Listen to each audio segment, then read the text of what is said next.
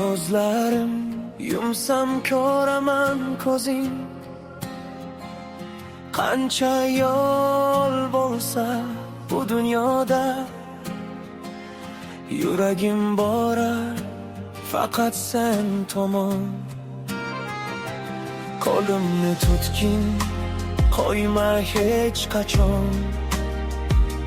Sensiz begona menga bu jahon. Birgina kulgin yetadi menga, butun bir umr sig'adi unga.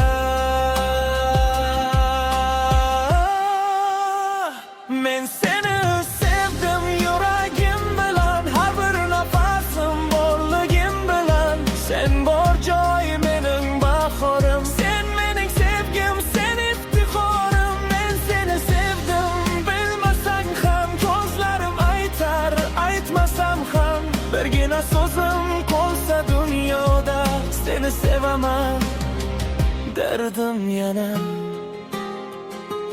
Yomg'ir yog'ganda seni eslayman, har bir tomchida seni izlayman. Yillar o'tsa ham, yo'llar ayrilsa, bu yurak seni unutolmaydi. Sochlarimizga oq tushganida, qo'ling qo'limda jim turganida, men yana sekin aytaman senga, yaxshiyam sen bor mening hayotimda.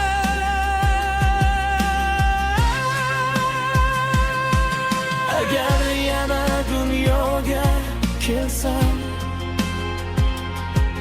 yana seni izlab topardim.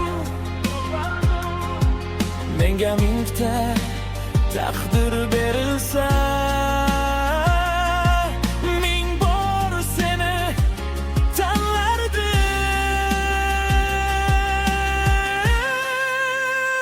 Men seni sevdim yuragim bilan, har bir nafasim borligim bilan. Menga bu dunyodan bir narsa yetsa,